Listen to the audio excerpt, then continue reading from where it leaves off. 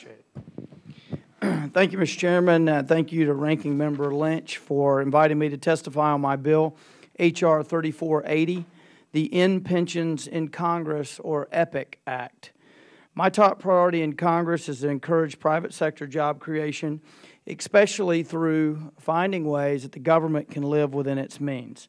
I believe the EPIC Act helps to achieve this goal. Americans are demanding bold and real change from Washington, and I believe my proposal meets that test. And as I hear a lot when I'm back in my district in Arkansas, it's something that my constituents really don't think we'll ever do. On November 18, 2011, I introduced the EPIC Act, which would end the congressional pension plan for future members of Congress and recently elected members who have not yet vested. So if you're here like me and you haven't been here 5 years, then it would end the pension for you as well as new members of Congress. If you have already vested, then you have the opportunity to opt in if you want to stay in the system, and then it won't impact you. I thought that was only fair for the people who had been here for some time to leave the rules of the game as they were when they got here.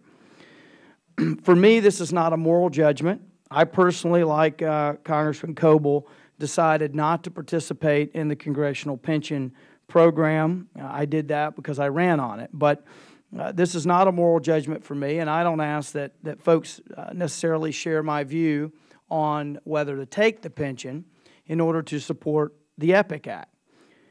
I would love to provide members with pensions, but for me, it's just a matter of the bottom line, and that is that we can't afford it.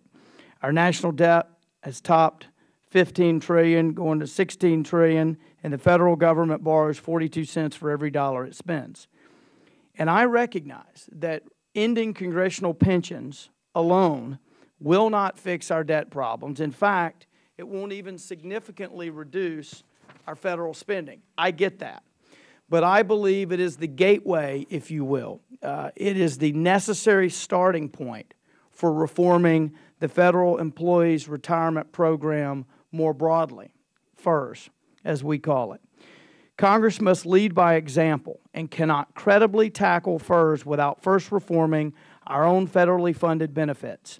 Many of my constituents have told me they support ending congressional pensions and pensions for future federal employees because they know those combined, not just focusing on the congressional, but those combined will save the American taxpayers hundreds of billions of dollars.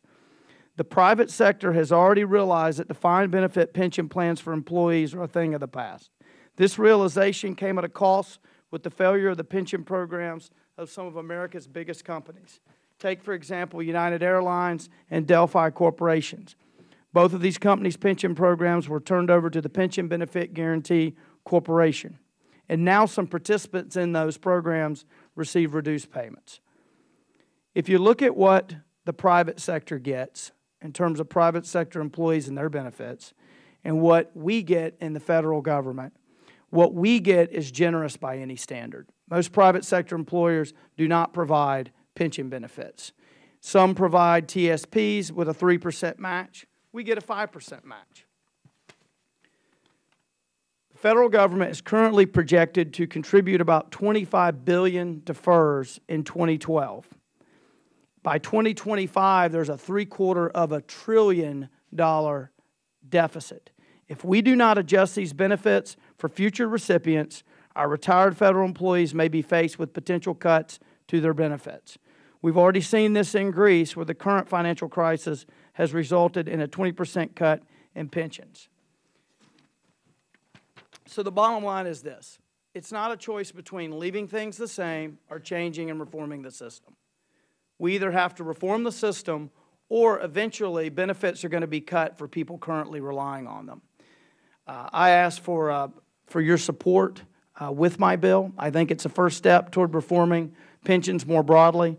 I think it's about time we did it. Thank you for having me here today. Look forward to working with you on it.